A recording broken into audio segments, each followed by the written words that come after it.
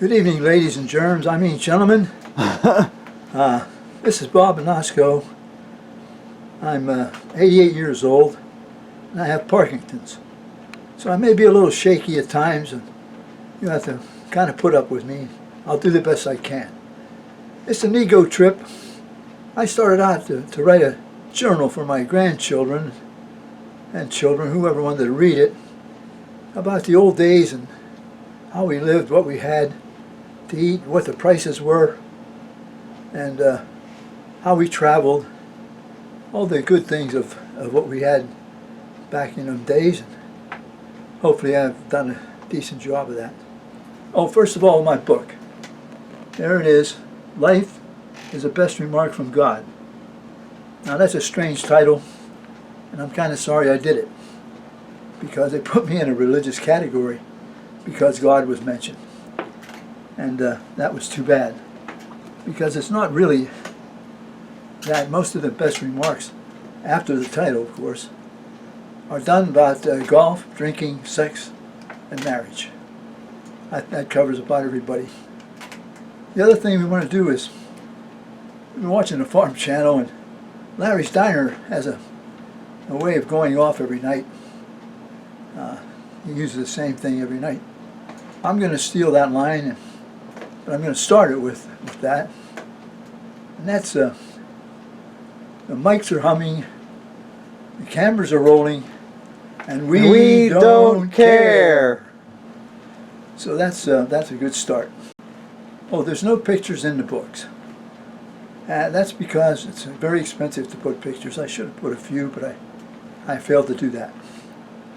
So I did the other pictures that I had on poster boards, and if you have the two to combine, it'd be great. But what's some of the jokes and some of the poems are in the book. Some are not. Now, we have some pictures of the old days, not many, as you know. And we have some, a little bit, 1920 to 1930, they called it the Roaring 20s. I wouldn't know because I wasn't roaring then yet. Now, my grandparents on my dad's side came from Ukraine, I guess, into Austria. And from Austria they saw that there was a way to get to the United States, so they must have packed them, a lot of Onuskos up, because there's about 121 families had moved into the United States from that area. They went to Brownsville, Pennsylvania, for whatever reason. Somebody must have guided them that way. And that's where all the coal mining was going on. And my grandfather was a coal miner. So they stayed there for a while, and then they moved to Youngwood on White's Hill, above Youngwood, Pennsylvania, a railroad town, a nice town. They bought a house there later on for $760. Sounds like a cheap price. But that's the way prices were in those days. It was a 2-story wood frame house, a couple acres of ground. And my dad was born in Brownsville in 1904. Then he lost his father in a mountain cave-in when he was 7 years old. That was kind of a disaster. He never had much schooling. He quit after the 7th grade to work to help the family out. And she was raising 2 boys and 5 girls. And so that was quite a chore. Start driving a horse and wagon for the Wyman's meat market, delivering meat for 10 cents a day. Now that sounds pretty cheap wages, but after all, gas was only 10 cents a gallon at that time. Hamburger was 10 cents a pound. A loaf of bread was 5 cents. A Hershey bar, big one, was 3 cents. And the prices go on and on. Now, if you was a worker in a factory, you made somewhere around $500 a year. Doctors made $3,400 a year. And dentists maybe made $3,700. Lawyers had about $4,300. They seemed to be the most expensive even in those days. So that's just a background history of some of that. We moved into a house. First of all, I got to get them where we started here in the old days. Now, one of the highlights of that era in the 20s was in 1915. West Penn Railways bought out the Pattons and a lot of right-of-way territory, and it cost them $5,400,000. And they put in a trolley system that was unbelievable, and it was kind of like a figure eight. They did this track system from Jeannette, Greensburg, to Heckler and offshoot to Latrobe, down through Mount Pleasant, Connersville, and down to Uniontown, and all the patches in between. Patches were areas where the mine companies built houses and put these people that they hired to mine the coal. It was 150 miles of track, 125 stops, and some, probably a few more. They had the patent on the trolleys, so they started up in 1923 and ran all the way to 1952. They had like 155 million passengers per year at that time. It's unbelievable what it was. So never wondered it cost them a lot of money. They had a lot of territory to cover. So some of the old railways here, Heckler Junction, they built a company store, and that's about all the excitement for the trolley system. Some of the other pictures, some of my father's family, and one of the streetcars here also. Now the only other picture we have, we calculate in 1925, my mother's brother Jack got married, and that's the only wedding picture we have from her side of the family.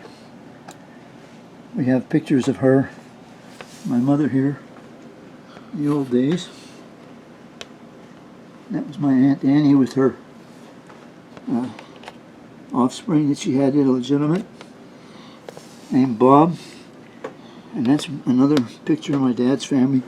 We have none of my mother's family that I know of. Now in 1928, after my dad walked the railroad tracks many times to meet my mother, they probably met in church like everybody else at that time did, but they ended up getting married in 1928, and that's their wedding picture there. As I said, I was born in 1930, and we lived in Youngwood, about 100 yards from a Youngwood city borough line. So we're actually in Hempfield Township, and that's where I had the schooling, in Hempfield. We had a 2-story house, wood frame. It's kind of like the same thing that my grandmother had. This is her house, and that's me and my mother and dad when I was about 12 to 14, somewhere in that neighborhood. It's probably celebrating my new job, which I became stock boy for Silliman's grocery store after school and on Saturday for $5 a week. And that was a big thing at that time. And we had a pretty nice house. Rent was only $15 a month. We had a small yard. My dad had a good garden. He had a nice green thumb. He could grow anything. He was a good hunter also. We always had rabbit, pheasants for hunting season. We raised chickens, so we had eggs and chicken to eat. And so we had a pretty nice, we didn't starve. Because in 1929, 1930, we had such a thing as a depression, and Prohibition came in at the same time. They turned all the men into criminals because they learned how to cut hair of their own, and they had to make their own beer, made homebrew, moonshine, wine, and so forth. So they were breaking the law at the same time of trying to survive. And this is my dad with that same house behind him. We had things too to eat. My mother, I think, used to make it about 3-4 times a month, where we had oyster stew. I understand oysters were about 10 cents a can at that time. So she would make stew and fry the oysters in egg and breadcrumbs. So we had the oysters to eat after we ate the stew. So that was a big thing. My dad had a rule of thumb. You had to have liver and onions for breakfast before you went hunting on the first day of small game season, and that was always comical. People won't even eat liver today, or oysters for that matter. This is just my sign. It's a ram, and this kind of profile. I don't believe it 100%, but a lot of the profile fit me pretty good, especially some of the numbers that they gave me for my lucky numbers were like 9, 7, 1, 11, 6, 3, and so on, down through the line. So in my history, the rest of my life, I seem to have those numbers show up in my profile. As I said, this was in the 40s here that was taken. That's the year I graduated. It was 1948 from Youngwood High School. I got my first job at Robert Shaw. My dad needed a labor person. It was 90 cents an hour, and I got hired, thank goodness. And I worked there a couple of years before I got drafted. In the meantime, I bought a 1936 Ford convertible with a rumble seat. The metal and the fenders were about 3 inches thick, I think. But the engines at that time never lasted long like they do nowadays. But now cars rust out. We did, that same year, we got a dog named Dutch. And he was an English setter. And the man that was selling the dogs, he wanted to sell the females, not the male. He didn't think they were smart enough. My dad said he'd take the male. So he got him for like $25 instead of the $75 that he charged for the females. My dad said, the only way I can pay for him is I have to give you like $5 a week or something to even pay that. So he was some dog.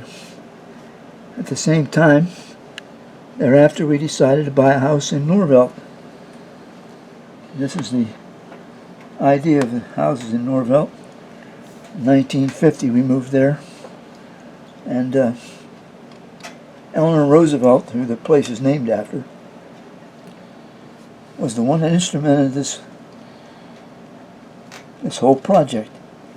She was some smart cookie, I'll tell you. She made sure that each house had 2 to 3 bedrooms. They had at least an acre or 2 acres of ground, and that was so you could raise crops. They had apple trees in the backyard for pies and jellies and stuff like that. They had a grape arbor for grapes to make wine and jelly. They gave you a chicken coop so you could raise chickens. Had a 1-car garage in case you had a car. At that time, Ford, the Model T was about the only thing you could buy that would fit that garage. But that was some project, and the rent was only $15 a month for the people there. But then people started selling the houses after the government said they were all for sale. Some of them didn't want to buy the houses and live there. So they sold it. We paid $6,500. That was a great price at that time, for sure, for a house that size with all that ground. Well, once I started work, I kind of used to be such a Pirate fan. I used to go to games all the time. I saw Jackie Robinson's first game in Pittsburgh at that time, and Ralph Kiner came up around that same time, started hitting home runs like crazy. He carried the home run title for 7 years in a row. Nobody paid too much attention. He'd hit about 50 some home runs per year. He had a great, and I used to go in and watch a lot of games.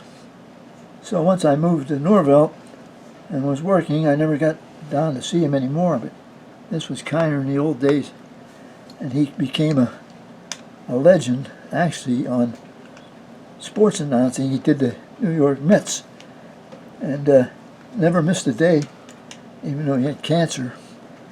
and he still maintained his broadcasting talent.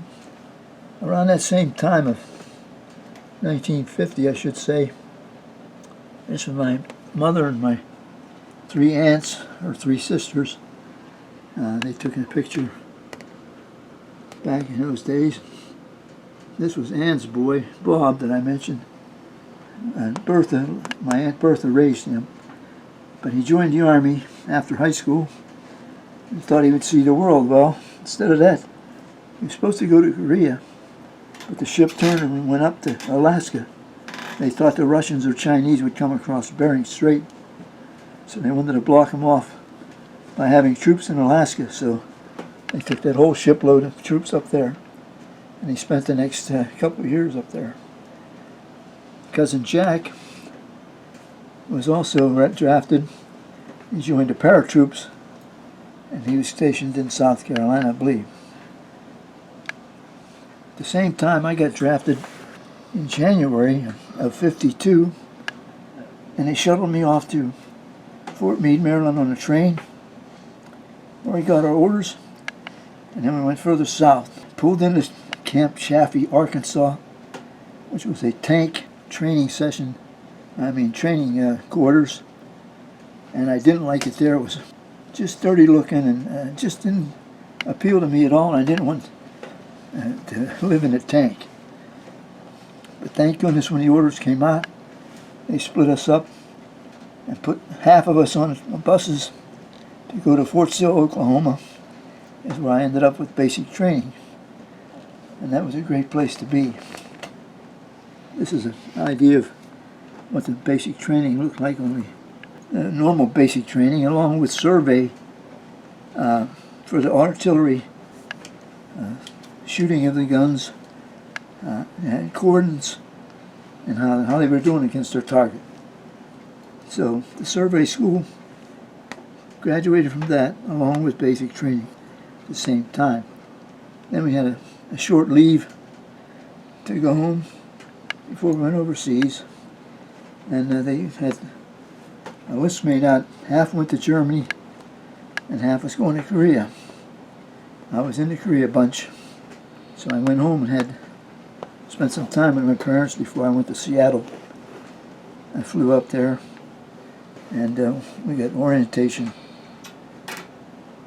and then we left out of Seattle to sail on a troop ship, and I forget the name of the ship now. It's so long ago, but it took us 20 days to get to Incheon Harbor in Korea. Fort Sill, they had a reserve that surrounded the camp. So there was herds of buffalo on this reserve, government property, along with the longhorn cattle, and they also built a outdoor theater type stage for Easter Sunday services and Sunday morning services, I should say. And they called the daylight service. And they did other events in that pavilion too. Now, after I had my Ford convertible, that was a not a good car for the driver. All the girls wanted to sit in the rumble seat. My buddy Joe, Ted Jones would get in the rumble seat, and the two girls would get in with him. I'd be up there driving by myself. What good was that car? Anyway, since I belonged to the credit union, I thought I was a smart aleck. I ended up buying a 1950 car that they just started making cars after the World War. In 1941, we had a disaster where the Japanese bombed Pearl Harbor, and the Second World War started, and everything went crazy. Depression time was over because people went to work making all the necessary items for the military. They started hiring women, so they couldn't get a lot of men. And even high school seniors, if they were the right age, they could also start working in the factories, and they did that. it kind of ended the Depression, which was a bad time for everybody. And at that time, though, we did have a barter system where we traded off things that we didn't have to people that had something they wanted that we had. My dad used to trade garden vegetables and pheasants and rabbits and so forth for some of the things that people had. The neighbor kids, there was 3 boys at what we call the shoemaker. Mr. Mazzafaro, he had 3 boys, and they came to my dad and said, asked him if he would somehow trim their haircut, because their dad put a bowl on their head and cut their hair, and they didn't want to get laughed out of school. Asked my dad to trim them up, so he did that. He was pretty good at that, so he had a job doing the hair for 3 boys and some of the other neighborhood kids. The barber didn't like that. Said he was stealing his business, but he wasn't really. They didn't have the money to pay for a haircut anyway. They wouldn't have got a haircut at his shop. Had to walk to school. Wasn't that far, probably half a mile to from 1 to 6th grade. It was Kennedy School. And we enjoyed our winters at that time. They talk about global warming, and we don't have that. I think we do. But when I was growing up, we'd sled ride for maybe weeks at a time, months at a time. Snow never left the ground. Ice skate. We used to ice skate every night for a month. I can remember, like one January, we skated every night on the rink. Never thawed out. They don't have even ice skating or sled riding.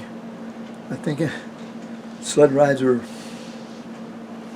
skis, you probably don't even sell those anymore in the department stores like they used to in them days. So a lot of things have changed over the years. We also had the homeless, what we called riding the rails. At that time, they had no job, and they would go looking for work at different towns. So they'd jump on ours was a railroad town anyhow. The railroad went right through Youngwood, and some of the engineers and all the people that worked on the railroad lived there. And these homeless would stop off behind our place, and they'd camp out there maybe for a couple of days looking for work. And they were very polite. They're not like some of the people of today. They would maybe beg for cigarette papers. They used to roll their own cigarettes. They had cigarette tobacco that way, and that was a cheap way to do it. Plus, couldn't get the good cigarettes anyway. If you gave them cigarette papers or a little bit of tobacco or a cup of coffee, I really appreciated that. Some days, my mother would even give them maybe a half a sandwich or something. That was really awesome to them. Also, the other thing that we did in those days too was travel. How did you travel? Well, you either walked. I walked to school about a mile to Youngwood High School at the time, or half a mile to Kennedy School. If we went to the farm, we always walked. It's a lot of miles, 10 miles maybe. Or you rode a bike, or the streetcar, of course, or you hitchhiked. Now that's not heard of today. Nobody would pick you up, or nor would you trust somebody picking you up of today's sexual predators. But in my day, you stuck your thumb out, and if the guy was going your way, he'd pick you up and take you there. Amazing process. I used to hitchhike to the ball games in Pittsburgh and get away with that sometimes without paying a bus ticket. Had my own bike, only bike. I bought a bike for $4 from a boy, and it was a putrid green. I painted it black and white and put some wide handlebars on. I call them Longhorn bike handles. I had my hands way up here. and I made it like a racing bike. I would ride it up, and if they were chasing me, I'd ride it up and down the church steps, and they couldn't follow me with their bike. They didn't want to ruin theirs. I didn't care about mine, so I would go everywhere with mine. And that's the only bike I ever had for quite a few years. Now right now I'm missing a lot of details, I think, of my early years, and especially about the Second World War. Couldn't hardly talk about that because it was so huge. You'd need endless books to cover all the details of what happened in that Second World War. But when it came to an end, it was a tremendous thing, and things started picking up. Things were different. A lot of my details are in the book. Buy the book. Life is a best remark from God. And you'll get more of what my life at that time was all about. All right, I came into Incheon, and that's where they started to place us where we were supposed to go. So we were there for maybe a day and a half. And first thing that happened, we got something to eat. We were in a big long line, and by the time I got to the chow line and get to the food, it was supposed to be ham and mashed potatoes, so forth. They gave us hamburgers. So all the guys were complaining. But about an hour later, we were glad we had hamburgers, because guys were falling over. They had food poisoning from the ham was bad. In the hot sun that day, it was up in the 90s, and we didn't have much coverage. And so we were waiting there to get the place where we were going. Now this is an example. Some of the just sitting around there waiting, and then I found out that I was going to an artillery battery, a service battery. I didn't even know what that meant. So until I got there, 155 howitzer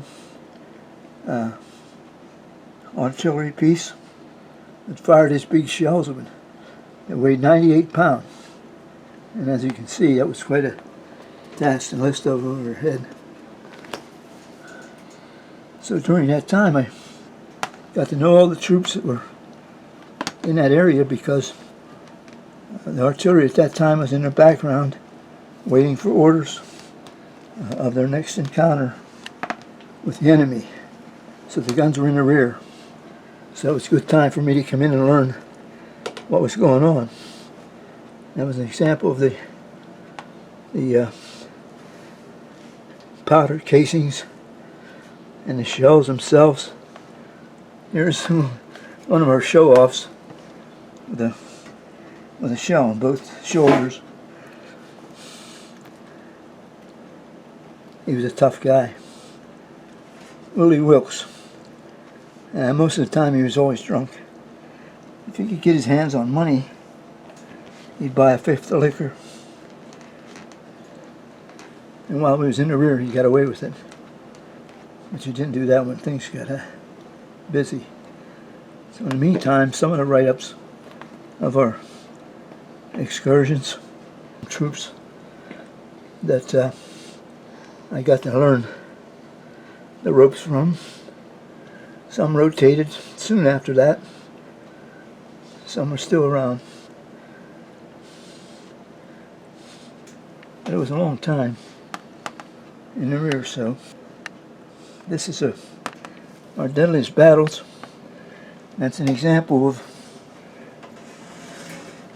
what happened. We didn't go into that main area at the time. We went into Triangle Hill.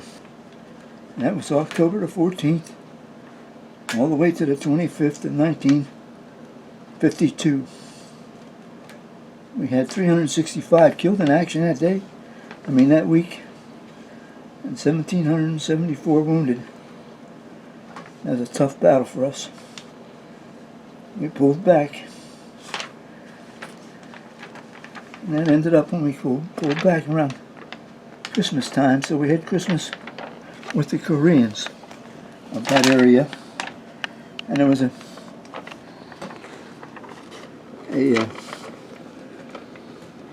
orphanage that the nuns ran. So I spent some time with the kids there on Christmas Day.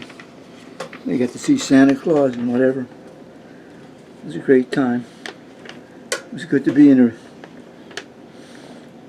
We always fell back to clean the guns and refurbish our trucks. After that time, we waited till March the 23rd to the 25th. We did battle with the Chinese on Old Baldy, what they called the hill. And we lost 99 men killed there and 281 wounded. From April the 15th to the 18th of 53, we had Pork Chop Hill again. 112 killed and 404 wounded. Shortly thereafter, I got a chance to get rotated to Japan. They called it RMR, Rest and Relaxation in Japan. And this is an idea of what Japan, Tokyo looked like in those days.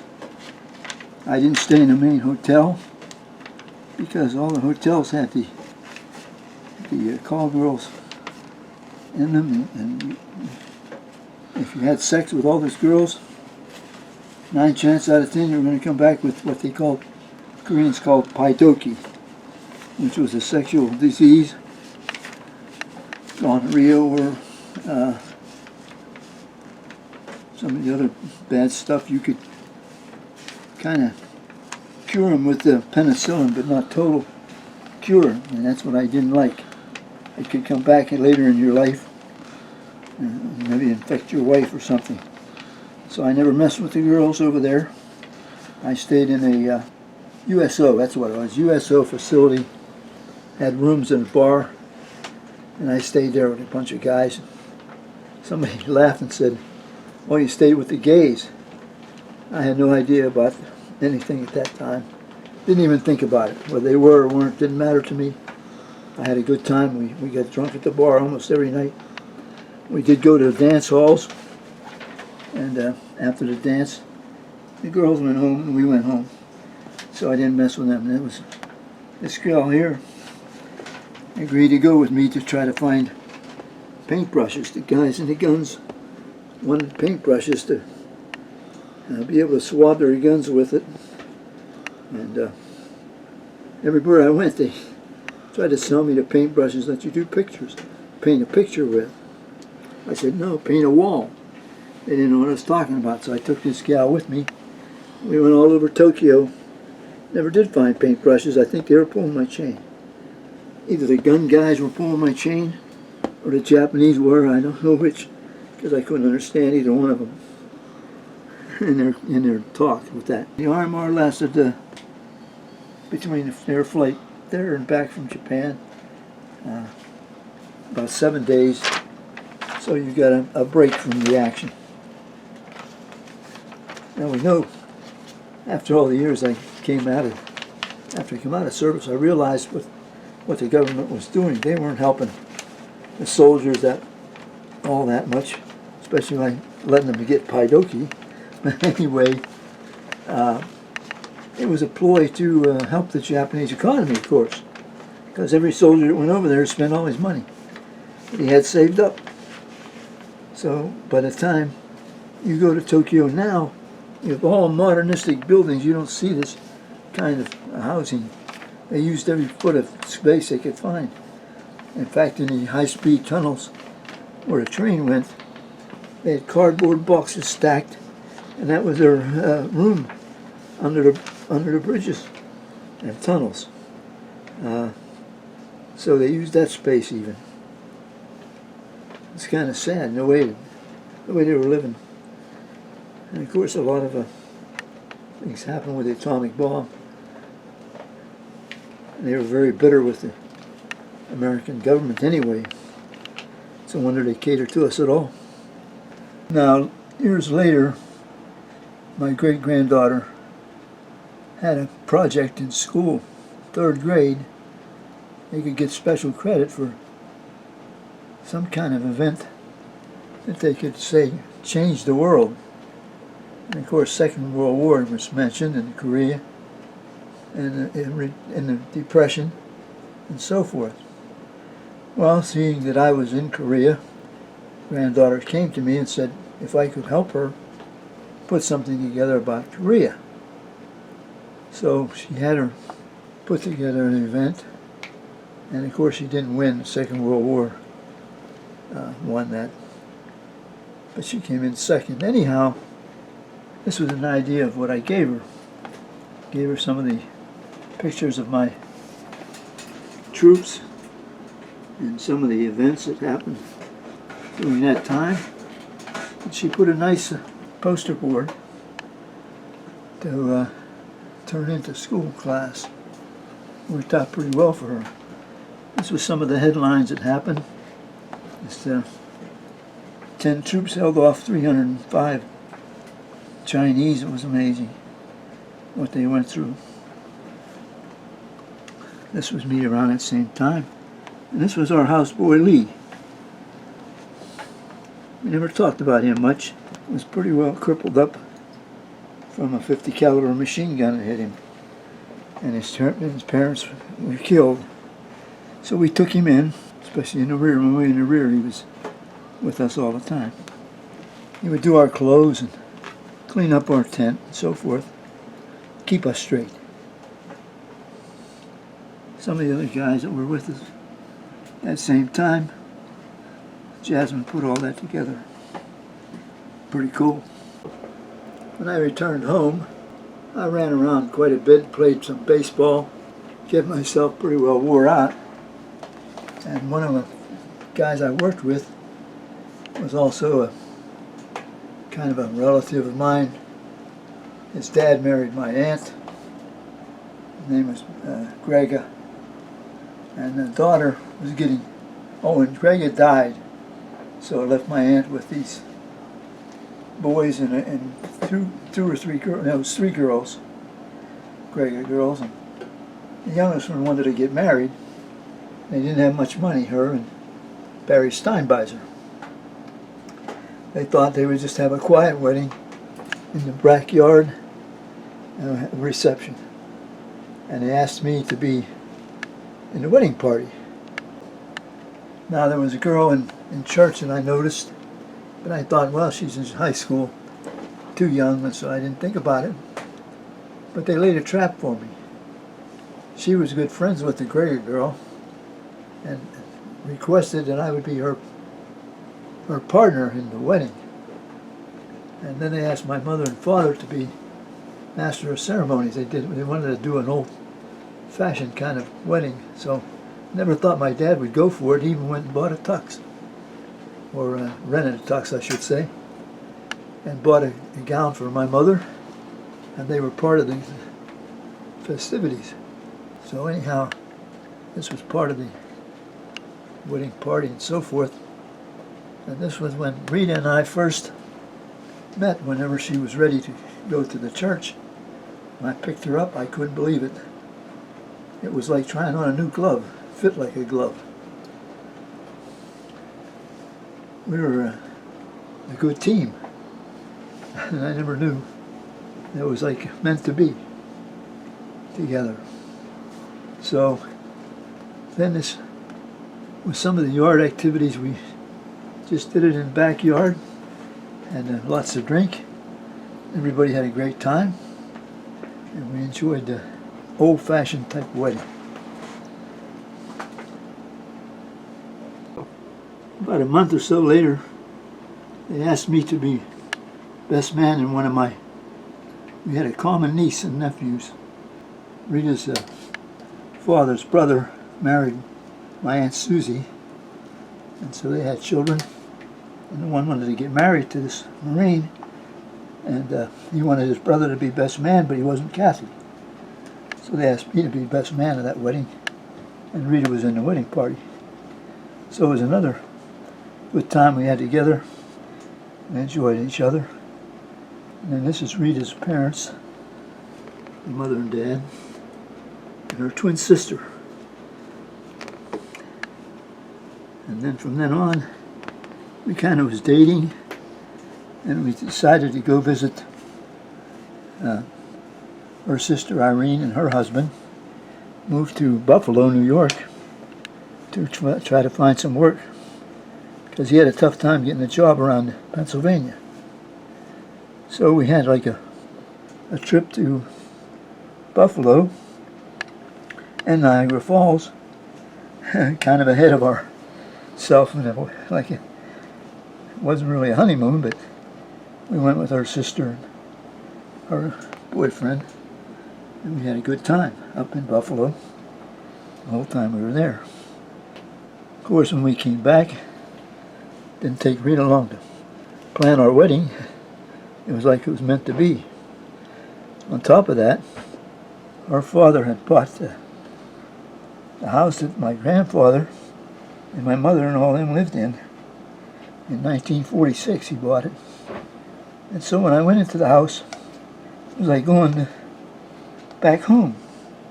Made a lot of visits down to my grandfather's place at Thornhill as I was just a kid. And now I was in the same house that my mother lived in, and my dad took her from there, and I was taking Rita from the same house. Kind of ironic. Here's Rita's father bringing her out of the house. And you see the background of the Heckler house, and some of the wedding party coming out. We went to the church there. This is the wedding scene after we got married. It's Rita and I coming out of the church. Some of our family, friends, and get together, throwing rice and whatever they could throw at us. Then we had a new item. We had a breakfast. So we all went to the Heckler Hall.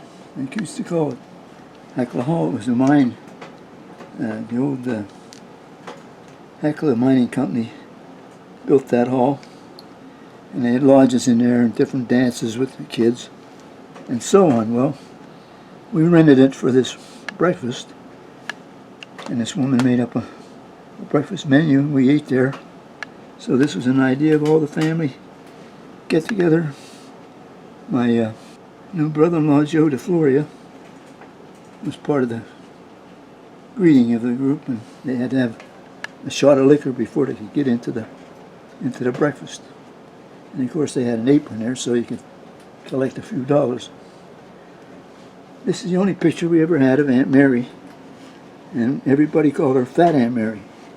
And she never got mad about it because she said, I am fat. She didn't deny it. She stayed that way. So it shows her they're eating. The only picture I know that we have. Now the other thing was her nephew, Jackie Onusko, was part of my wedding party. And he died very shortly after our wedding. I think it was only about 3 years. He was the first one to pass away. And now there's nobody left except me. All of us, well, some of the women I don't know about, that's true. But I think everybody's gone. Now, Rita's twin sister, Regina, waited one more year, and then she married Andy Smale. Found a lot of weddings in a couple of years there.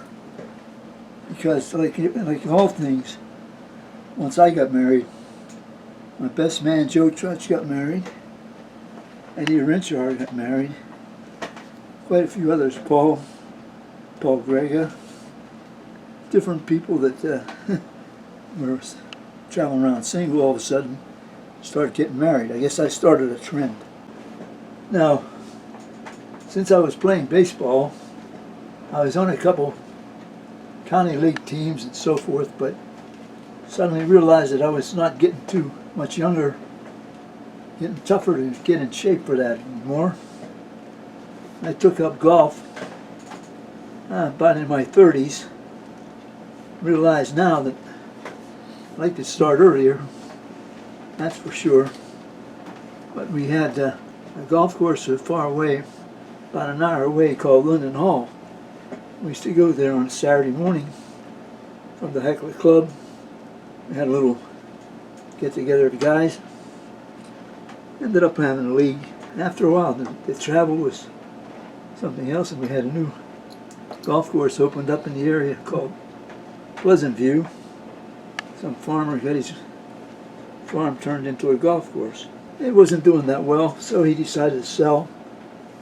Oh, that's right, he passed away, and his son sold the course to Greg Leprando, who had a Irwin Country Club and another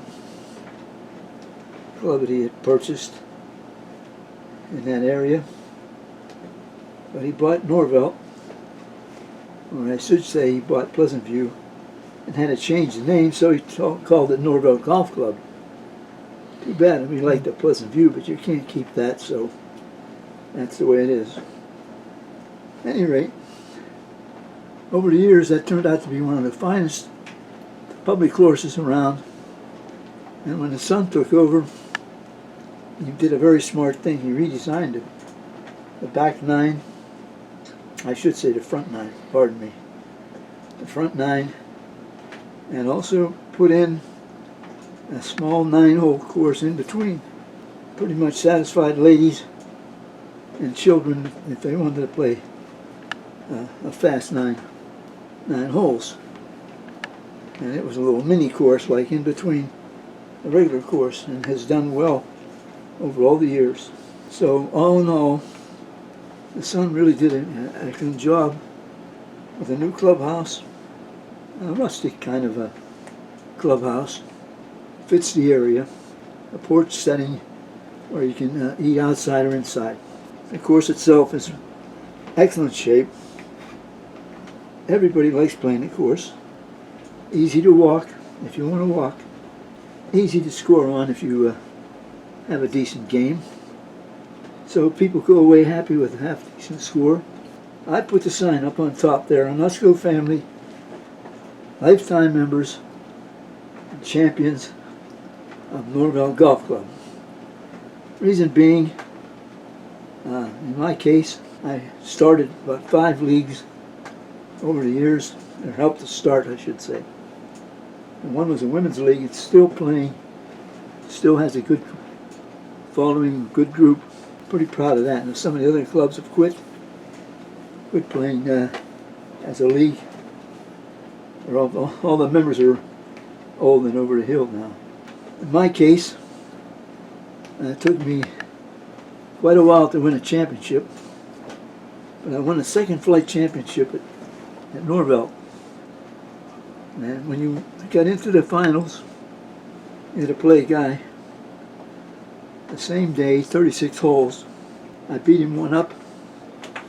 I beat Bill Craig 1 up for 36 holes. And that was something.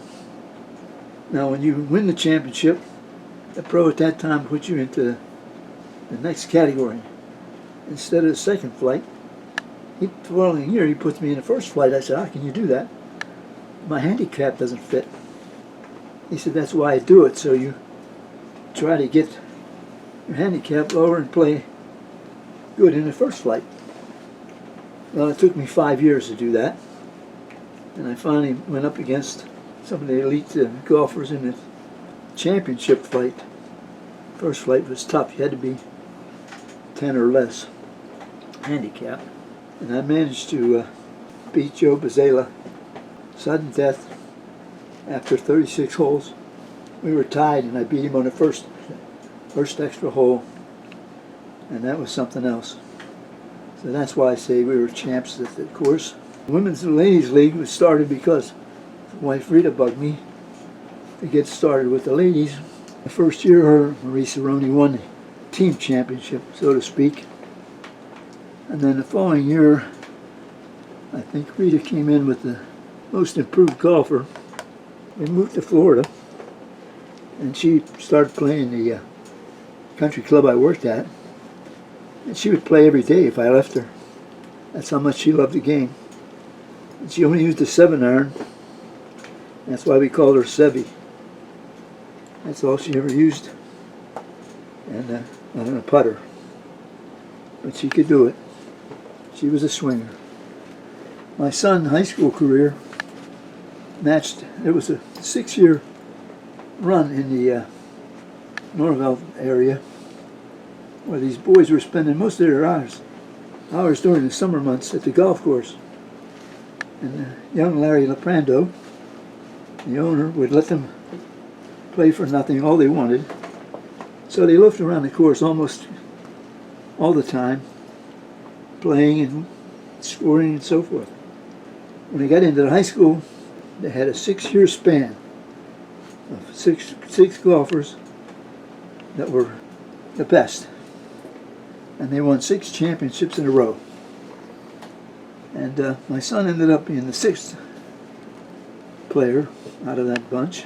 5 out of the 6 ended up being PGA pros. And that was really something. Steve Bushdosh was first. He graduated from college. He went to the Washington, D.C. area and became a teaching pro for all the senators and rich people in that area. And he made out like a bandit, I understand. He was the first, and there was Eddie Smith. Went to TPC in Jacksonville. Was assistant pro there for quite a number of years.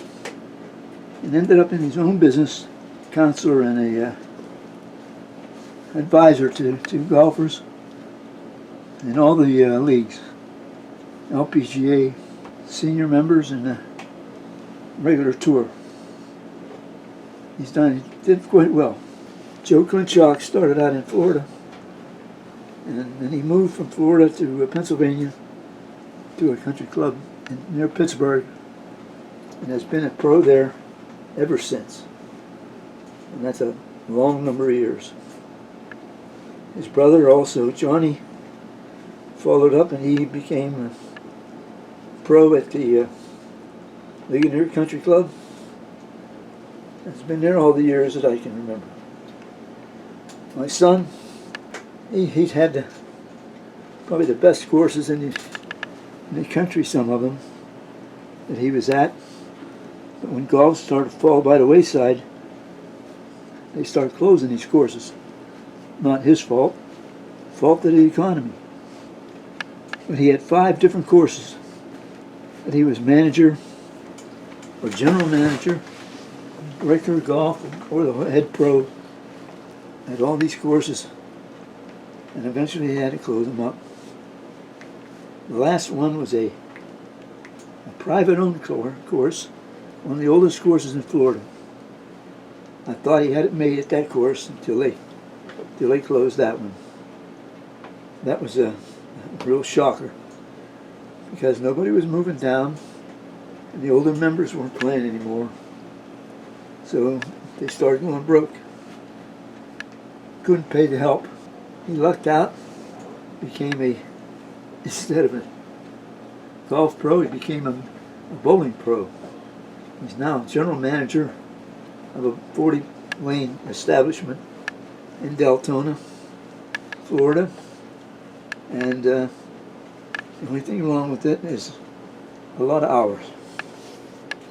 A lot more hours than there was in the golf business. Because when it gets dark, you can still bowl. And when it's raining, you definitely fill up the lanes. Oh, getting back to Rob's, my son's record pretty much told the story. He started out, for sure, he won every year he won the sectional. Their team advanced from the sectional to the regional every year. 3rd and 4th year, he was medalist in the sectional and the regional. In his junior year, he went to the state finals at Penn State. Unfortunately, he didn't win. Yeah, he didn't come up with any type of scholarship.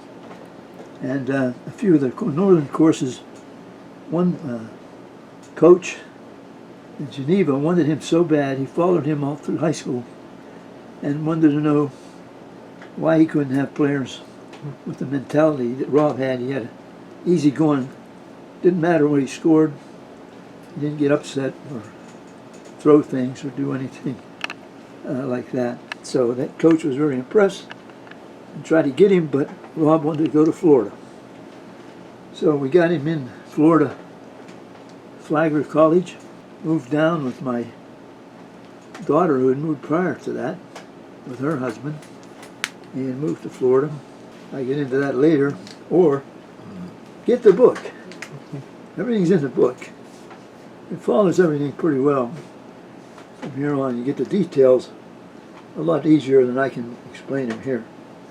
Now, at the same time I was doing all the setting up leagues and so forth, I was writing a golf column once a week for the Mount Pleasant Journal, a weekly newspaper. Started in 1970. That was because two of the country club, Mount Pleasant Valley Country Club, they won a championship. Red Roth and a guy by the name of Zalik or something like that. I can't remember his name right now. But anyhow, they won a championship, and when he came to the Heckler Club, they were kind of bitter because nobody in the club recognized that they won a championship. And they said something should be in the paper about some of these local events. Somebody should write that. So they started working on me. I said, I'm not a writer. Well, you should try it. You do work at Westinghouse. You have paperwork, we know. You can do it. So I started in 1970, and I had changes over the years. Ended up in 1980, I finally gave it up. But it was a lot of fun. I wrote some good columns, and I wrote some corny ones, and I wrote some real bad ones. When I look back at them, it's kind of humorous. But at any rate, that was my tenure as far as writing at that time. Yeah, I did forget one thing. I forgot the name. The column was called From Tee to Green, and that's because both the players that coached me to do this said that was the best part of their game. They could get from tee to green, but getting the ball in the hole was another problem. And that's with everybody. Putting is a very different game altogether. We also made up some shirts and hats with tee to green logos on. Still have some of those. And it didn't really sell as well as I would have liked. It was a trip. It was a nice try anyway. We have some pictures here of Rob's high school career. That was when he was playing against one of the Hempfield high school players, and he didn't win that match. This is his shot when he was finishing up as a senior. This is also a junior picture there. And here's some of his records of medalist. And he almost did something nobody else did. He was supposed to go to, he was medalist in the sectional, medalist in the regional, and then he went to play the WPIAL, Western Pennsylvania Championship. While he was practicing, somebody mentioned, gee, if you become medalist in the WPIAL, you'll match Arnie Palmer's record. He's the only one that ever did that. And that kind of put more nervous tension on the boy. He shot the ball out of bounds on the 7th hole, I believe, and ended up with a 73. He made the going to the States, but he didn't set the record of being a medalist. So that was one thing. Later on, he took a group of us. We went to California to what they call World Pro-Am. It was played at Pebble Beach, but we played all 4 courses there. All right, we played 4 courses, and luckily we ended up with Pebble Beach being the last course we were going to play.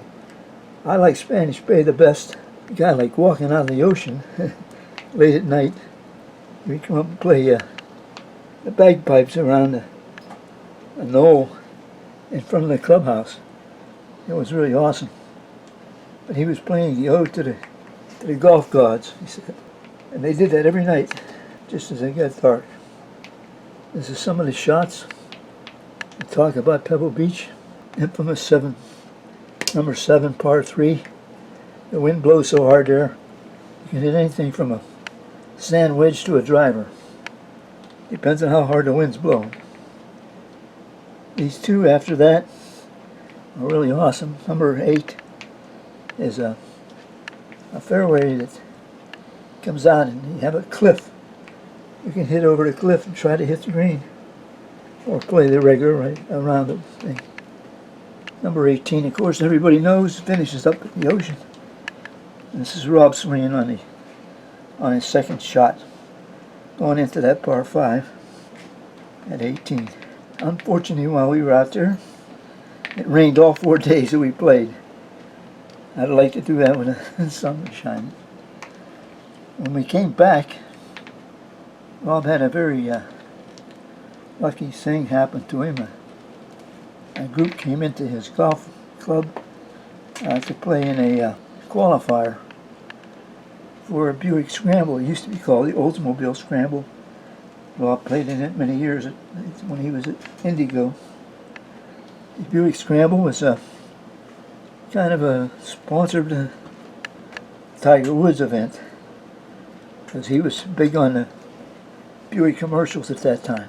This team from Palatka, Florida, came to, of course, Rob was there at that time, called Palm Harbor.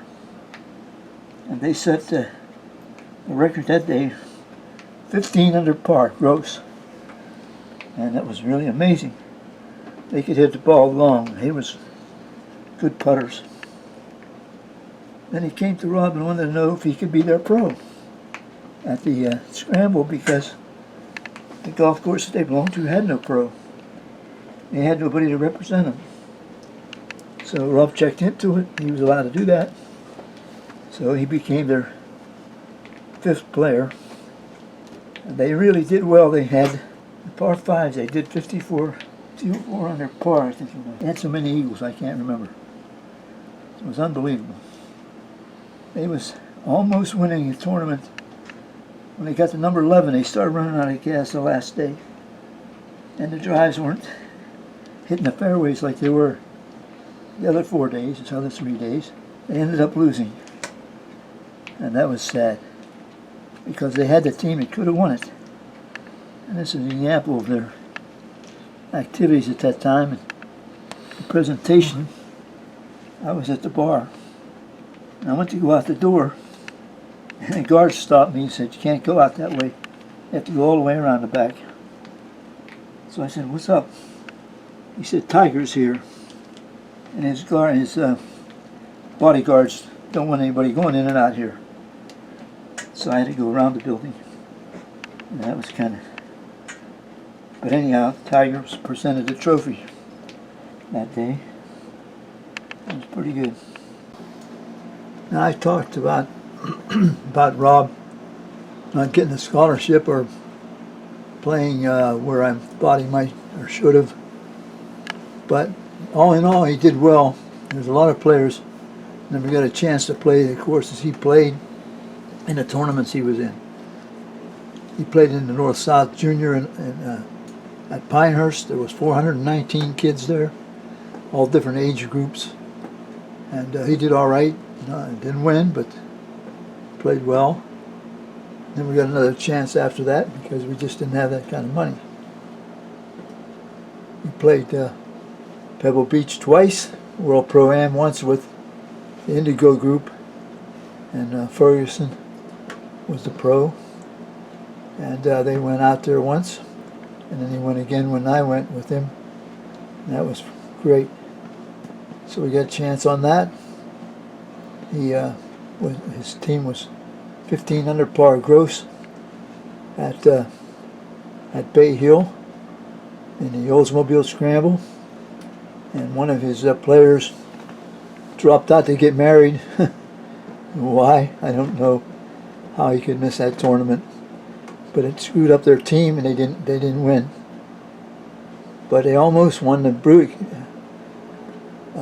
Scramble when Tiger Woods was involved with Buick at that time, and they were 15 under par going into that, and they almost won it. They fizzled out the last 4 holes. So he did his But anyhow, getting back to the pictures, these pictures here. Here's one here of the ladies group. That was the group we started at Norvelt, and that group is still a lot of them are still there playing. Maybe not that similar to that group, but parts of them anyway. So that's one of the groups that stayed together.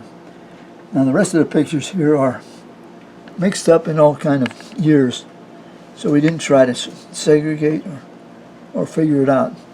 But it starts out here at Karen's graduation, my daughter Karen, and then she got married to Carl Marinelli, who had a bowling establishment with his father, 40 Lanes, in Greensburg, PA. And they were semi-retired going, and they moved to Florida in my mobile home at that time, and got us all started to go down there. So a lot of the pictures are, there's still one of the wedding, and that was Carl's mom, Helen, who was dating a fellow by the name of Bob Charmo.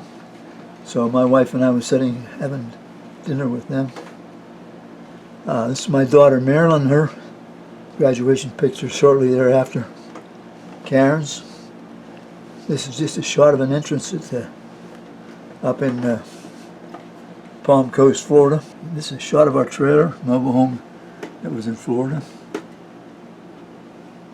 And this is pretty much the family as we visited the mobile home on vacations, and also when we moved down one at a time. We moved into that, in and out of that area. Example of some of the cars that I got. And somebody said about me drinking all my money away. That's probably true, but at the same time, automobiles is my big fault. I shouldn't say owned, I bought around 25 automobiles in my time. I was a sucker for any new car that was a beauty. Red Roth would bring it around. This was an example. Rita standing here with my Cutlass Supreme. Oldsmobile Cutlass Supreme was a car that we kept for quite a while, back and forth to Florida with it. Some of the other actions we had. This is a New Year's event at the club in Hecla. Red Roth and Andy Lipko's there. Joe Trutch and his wife with his group here. And we were there about 3 a.m. taking those pictures. One of the fine people we met was Gene Peterson. Had a trio, and he played almost everywhere in the area. He played mostly the good music. He didn't favor too much polkas. Rita had to convince him to play any at all. Here we had a shot of Rita and I. We played in the, or I played, I should say, in the member guest with Red Roth at Pleasant Valley Country Club. So that was one of our events at that time. That's a shot of the ocean at Ocean Hammock. Fine golf course. That's another one that Rob was a pro for a while and also played it occasionally. Marie and Dee Dee Cerrone. We met actually when we saw Gene Peterson at Lake Trobe Elks. That's how we met those two. It was funny because they only lived around the corner in Norville, right in our circle, and we just didn't know them. Shot of Joe DeFloria and Rita's sister Helen. She's 90-some years old now. Shot of Marilyn and Dave with their wedding gown at the same time. This happened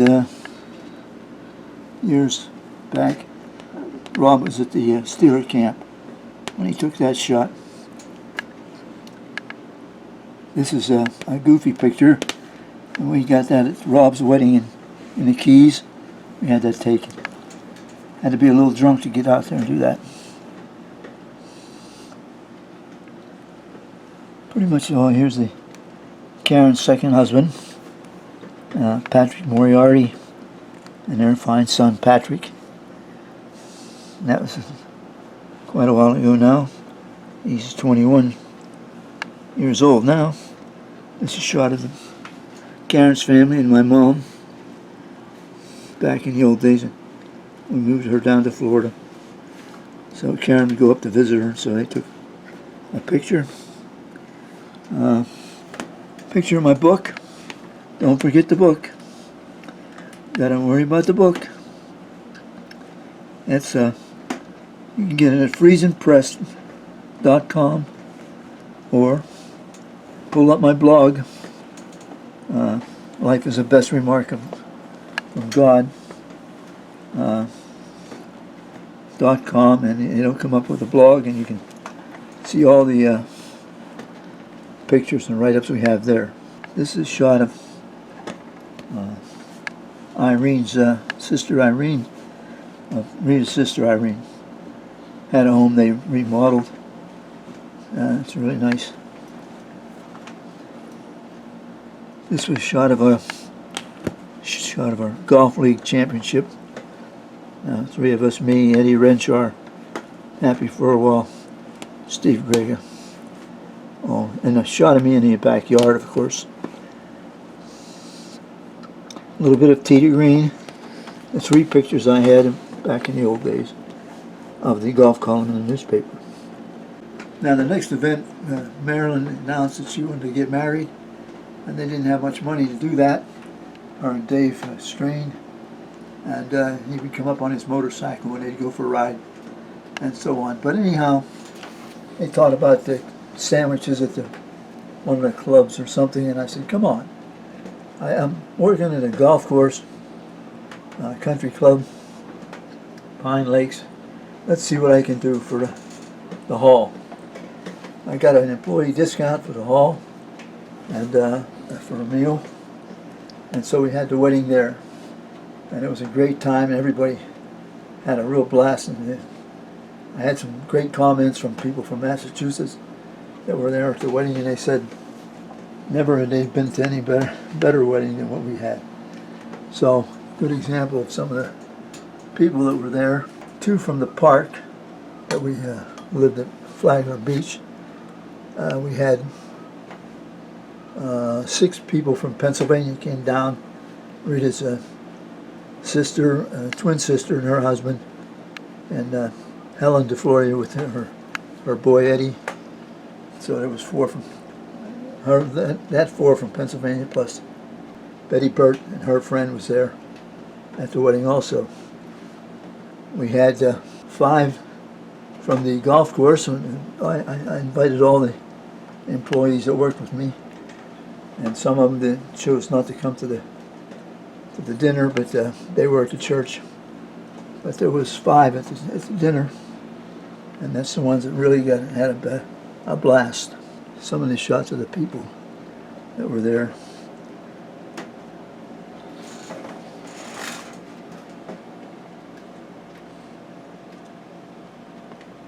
All right, now we're down to where this is Dave and Marilyn's daughter. Later on, we go to watch her, how fast she grew up. And that's with Karen and her boy. And that's Nikki's graduation, actually, there, I think. And here's Nikki now, today, 21 years old. That time went fast. Never enough time would I see that. We have the book again. And my good friend Joe Manana. I got him on there late. Almost forgot about him. That's dumb. He's the only one that loves my writings. He always comments, always calls me immediately when he gets one of my Steeler poems or anything that I do in writing. He's quick to tell me, quote me, or say good or bad. Doesn't matter. I always enjoy hearing from him. He worked with me for 30-some years. We weren't really friends or close, even though we worked at the same place. It's funny, after all this time when we're retired and living apart, we call each other a couple times a week and became good friends over the phone, so to speak. And my daughter Marilyn made this poster board up for our 50th anniversary. That was her gift to us, and that was really something. She had a hard time finding pictures that matched the whole family. But that's, of course, Rita and I, and then it just goes on from there. A little bit of a wedding party, a little bit of everything its family went through. There's the 3 graduation pictures of the 3 children. A little group get together here with Marilyn and Dave Strain's family. She just got covered just about everybody we can think of. She had a tough time finding the baby pictures of each one. That is our group. It is what it is. My son always says that. It is what it is. All right. Now Rob was shot down a little bit. He was at Indigo as assistant pro. I minded playing and being there for quite a while. But Tomoka, who owned the golf complex and all the hotel and everything around it, sold everything out. That put him down the tubes all right. They fired Ferguson, put Rob in charge, and said they would look at his resume in a couple of weeks and decide what they wanted to do. Well, they weren't really telling the truth, because about a week or so went by and somebody said, "Oh, did you hear about him hiring a new pro from golf course at Daytona?" The city-owned course, and the guy was a pro there. They hired him and his wife together as a team because she was a pro, teaching pro. And they thought they were getting a bargain, so they put Rob out. He said, "What am I going to do now?" In the meantime, he had already won a contest, how he met Lori. Whoever brought the most drinks bought for a night, if you were the host bartender, whoever brought the most people, he said, gets a date with Lori. Rob evidently stirred up all his people and they got him up there, and he won the contest. So he said, "Well, should I ask her, Rod?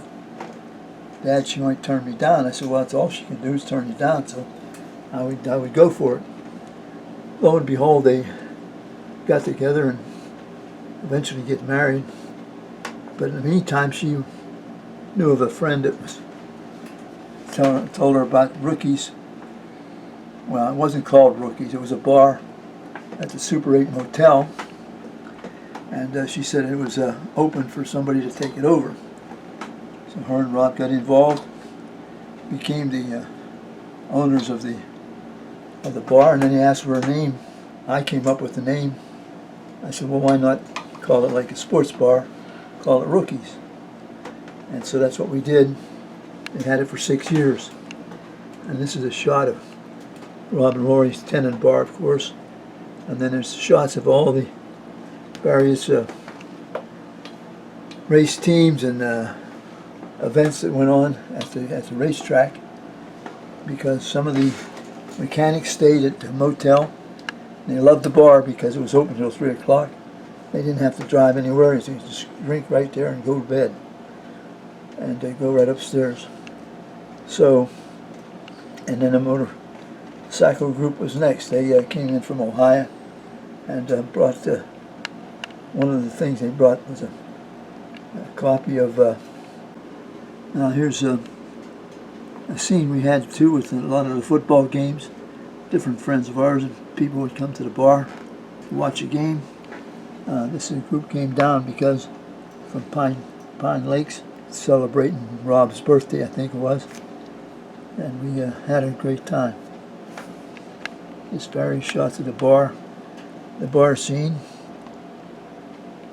and later on this is my cousin Jack that came in from California and moved into Mount Pleasant area. While I was up there, I visited with him. Rob always had fun with the kids. That's the three children together. Now, just pretty close to their ages. Patrick with his group and me and myself here. This is the bar at the Flagler Beach that we always attended to, and every day it was open. Anita and Don Jurkovic live over in the Tampa area. They came over to visit. One of my cousins there, and first we had seen him, he was a godfather to my son many years ago. That's about it. This is my two great-granddaughters, Jasmine and Riley. Jasmine, that's Riley. Shot of the priest at the church. This is a big event for Rob's. He became manager of the bowling complex because all the golf courses that he worked at was closing down because of lack of money. So he took a job became general manager of bowling complex, and brought back his bowling days, and he averaged 200 that season, bowling for one of the teams. Not bad. And they had a big party there. They had at the NFL draft, one of the hotshot quarterbacks that they were looking at happened to bowl in that bowling complex that Rob took over. So he wanted his NFL party to be in them bowling, so that he could kind of stay away from the main part of the people by bowling while they were doing the draft. He eventually got drafted by Denver on the last pick of the first round. So that was a big event for Rob's place. I mentioned about cars. This is one of my elite cars that I bought, that Oldsmobile Grand Prix. We put thousands and thousands of miles on that car myself, and then I gave it to my daughter Karen, and she put more miles. That was one fine car. Rob and Lori got married in the Keys, so this is a shot of us going down to be witness for them. Rita and I was there. It poured down rain, so they wanted to get married on a dock overlooking the ocean. And Lori cried, and she didn't want to get married without getting outside, but we finally convinced her gal was going to leave that was going to marry them. So she came upstairs to the bar, and we got married there in the bar area. And the bartender was a British fellow, from England, I should say. And he took the pictures. He was a nice guy. And then we went out to another area where we had dinner and some wedding cake.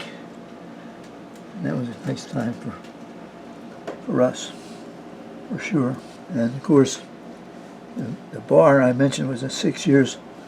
The reason it was only 6 years, in 2001, Lori was pregnant, and they had to run the bar 7 days a week. And so there was only two of them to do that unless I helped. I guess it was time to give it up because they couldn't maintain it 7 days.